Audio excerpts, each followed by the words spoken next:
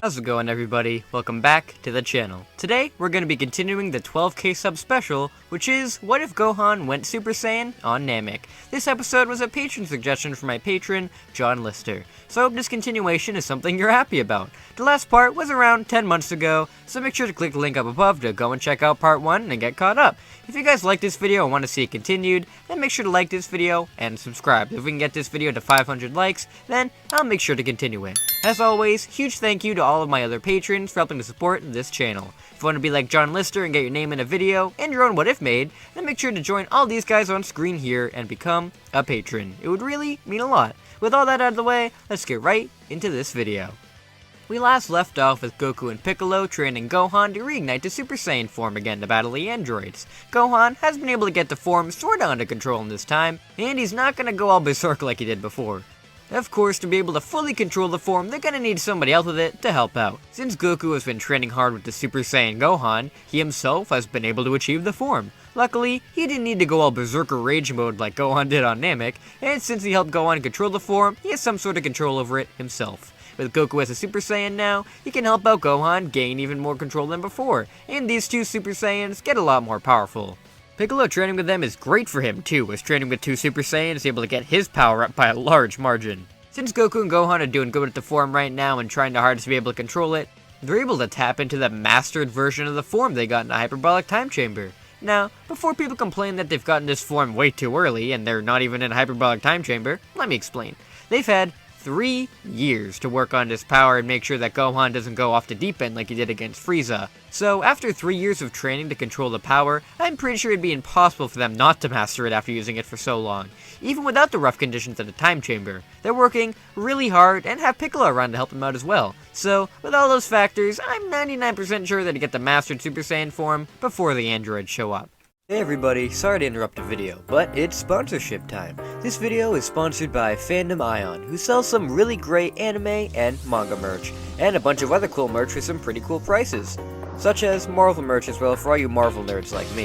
If you want to get these fine items for an even lower price, then make sure you click the link in the description down below and put in a discount code DAMON for not 5% off, but 10% off of your order. Again, that's code DAMON for 10% off of your order. Hopefully, you won't regret your purchases. Now, let's get back into the video. Once the day of the androids does come, Goku and Gohan stay in their Super Saiyan forms and go into fight like that. Android 19 still fights with Goku as normal, but since Goku is leagues more powerful, he's able to basically beat him into the dirt with no sweat. 19 is barely able to land a strike on Goku, and since he's beaten so badly, he goes to run away. Jiro is disgusted by 19's cowardly move and goes to blast him away to destroy him himself. But Gohan appears in front of him and knocks him away, saying they're not gonna let that happen, and he better turn himself in now. Before they can get anywhere with Jiro, Goku screams out in pain and collapses to the ground out of his Super Saiyan form. Even though a lot of things have changed, Goku still forgets to take his heart virus medication, and the virus is spreading through his body right now. With this distraction, Jiro escapes into the mountains with Piccolo and the others chasing after him. Gohan tries to take Goku back home himself, but Yamcha says he'll do it, as they're gonna need Gohan's power now, just in case anything happens. Gohan reluctantly says he'll stay here, and tells Yamcha to be careful with him. Yamcha flies off, and Gohan goes to join the others in finding Jiro. During the search, Vegeta shows up to gloat about how lost the others are without him, and Jiro would have been taken in easily if he was around. Though, Jiro notices Vegeta here and jumps on him to take his energy. He can tell he's one of the strongest here, and he'll need that kind of power to be able to take down Gohan. Vegeta is apprehended by Jiro, but Vegeta isn't happy with being touched by this old man and powers up into his own Super Saiyan form to blow him off of him. Jiro is surprised that Vegeta had this kind of transformation, since he thought that Goku and Gohan just dyed their hair or something, not that it was a significant change. Vegeta then beats down on Jiro, and unlike Piccolo, isn't gonna be any kind of merciful, and he just completely wrecks him and destroys him. That's right, Jiro is now dead. With Jiro gone, the others wonder if they should go and find 19 as well, but they think he has to be long gone by now. He was really terrified of fighting anyway, so hopefully he's learned his lesson and is gone now. Future Trunks then returns to help, and is informed that the androids were defeated pretty easily. Trunks is astonished by how much has changed here, but is very worried how one managed to get away. He says that his future Gohan sacrificed himself to make sure that the androids couldn't escape, so they need to go and try to find the other android before it does even more damage. The Z-Fighters all search around the area for 19, though 19 is long gone. He went back to Jiro's lab, and after realizing that Jiro isn't going to be coming back, he decides that they're going to need some more androids to go against the Z-Fighters. He takes out 17, 18, and 16 from their pods, and pleads that he needs their help to kill Goku and the others. 17 and 18 think it's hilarious how Jiro was killed, and this lackey came to them for help, and they're going to have to take a rain check on helping him. 17 kills 19, and asks the others if they want to go on a road trip. After hours of searching, the Z-Fighters decide they're not going to find him like this, and they should probably all wait until they strike again to go after him. Trunks doesn't like this idea at all, but does know it's the smartest option, so he'll go along with it. Gohan, Piccolo, and Trunks all return to the Sun House to check in on Goku, and make sure that the android didn't come here to finish its killing Goku objective. While just sitting around, Trunks compliments Gohan on perfecting the Super Saiyan form, as he may be more powerful now than what his Gohan was in the future. Gohan thanks Trunks for the compliment, and asks what's been happening in the future since he last came back. Trunks explains that the reconstruction has been going nicely ever since the androids were killed, and life is beginning to get back to normal. He still misses Gohan every day, but life is getting back to how it used to be before the androids, and he's now around to protect it.